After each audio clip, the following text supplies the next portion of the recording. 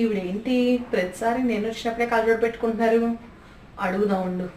అత్తయ్య గారు, ఏంటమ్మా? ఉదయం నుంచి గమనిస్తున్నాను, నేను వచ్చినప్పుడల్లా మీరు కలజోడు పెట్టుకుంటున్నారేంటి?